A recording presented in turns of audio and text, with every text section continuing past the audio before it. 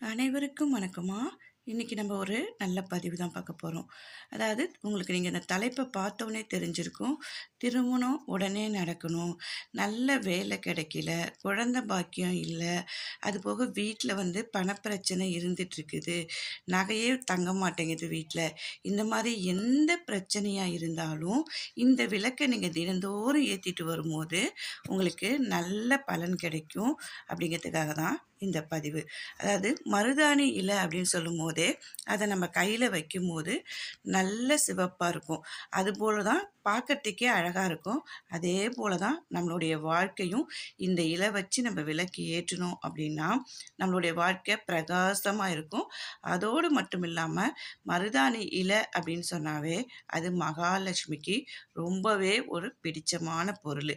இப்போ நம்ம எந்த பூஜை செய்யறதுனாலும் அதாவது மருதாணி இலையை கையில் வச்சுட்டு நம்ம பூஜை செஞ்சோம் அப்படின்னா அது உடனே பலிக்கும். அந்த நம்மளுடைய வேண்டுதல்கள் உடனே பலிக்கும் அப்படிங்கிறது நம்பிக்கை.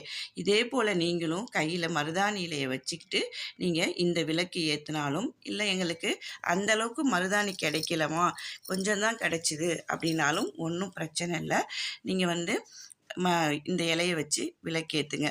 இதை நீங்கள் தினந்தோறும் ஏற்ற முடியல அப்படின்னா கூட வாரத்துக்கு ஒரு முறை ஏற்றுங்க.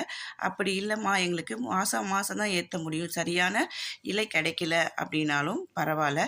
ஆனால் நீங்கள் இதை விளக்க ஏற்றிக்கிட்டே வரும்போது நீங்கள் ஒரு தடவை ஏற்றினாலே இதுலேருந்து நல்ல பலன்கள் உங்களுக்கு கிடைக்கும்.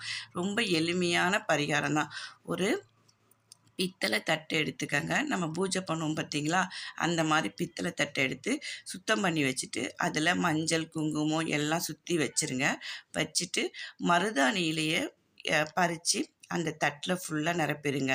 அதாவது தட்டு ஃபுல்லாக நிரப்பிட்டு அதில் ₹1 நாணயங்கள் உங்கள் கிட்டே எவ்வளோ இருக்கோ, அதாவது ஒற்றைப்படையில் 11, 17, 21 அந்த மாதிரி அந்த மருதாணி இலையில் அந்த ₹1 நாணயங்களை வச்சுருங்க. வச்சுட்டு அது மேலே 2 அகல் விளக்கு எடுத்துக்கோங்க. அந்த அகல் விளக்குலேயே என்ன பண்ணுறீங்க அப்படின்னா மஞ்சள் குங்குமம், சுத்தமாக புது விளக்காக இருந்துச்சுன்னா ரொம்பவே நல்லது. ஒரு தடவை நீங்கள் ஏற்றும் போது புது விளக்கில் ஏற்றிட்டு அதுக்கப்புறம் அதை நீங்கள் பயன்படுத்திக்கிட்டே இருக்கலாம். அப்போ அந்த மாதிரி அந்த விளக்கை எடுத்துக்கிட்டு அதில் மஞ்சள் குங்குமம் வச்சுக்கோங்க.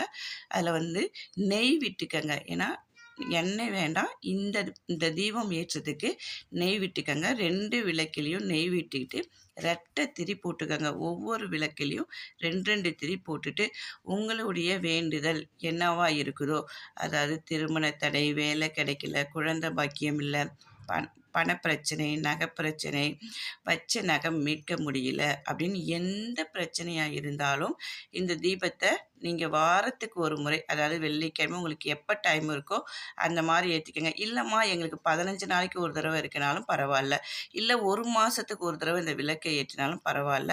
மறுபடியும் இந்த விளக்கை ஏற்றிகிட்டே வரும்போது உங்களுக்கு நல்ல பலன் கிடைக்கும். உங்கள் வீட்டில் இருக்க எல்லா பிரச்சனையும் தீர்ந்து எதிர்மறையாக இருக்கும் பார்த்தீங்களா ஆற்றல், அந்த நெகட்டிவ் வைப்ரேட் எல்லாம் போயிட்டு எல்லாமே பாசிட்டிவாக இருக்கும் அப்படிங்கிறது நீங்களே உணர்வீங்க. ஒரு தடவை இந்த விளக்கை ஏற்றினீங்கன்னா உங்களுக்கே தோணும் திருப்பி அடுத்து ஏற்றிக்கிட்டே இருக்கணும் அப்படின்னு சொல்லிட்டு உங்களுக்கே தோணும். அதுபோல் நீங்கள் செஞ்சுக்கிட்டே வரும்போது உங்கள் வாழ்க்கையில் நிறைய மாற்றங்கள் நடக்கதை நீங்கள் கண்கூடாகவே உணர்வீங்க. இந்த மருதாணி தீபம் ஏற்றப்ப எங்களுடைய கோரிக்கைகள் என்ன அப்படிங்கிறதையும் சொல்லிட்டு மனதார வேண்டிட்டு பூஜை பண்ணுங்க. எல்லாமே நல்லதாகவே நடக்கும் அப்படிங்கிறதோட சொல்லி வாழ்க வளமுடன்.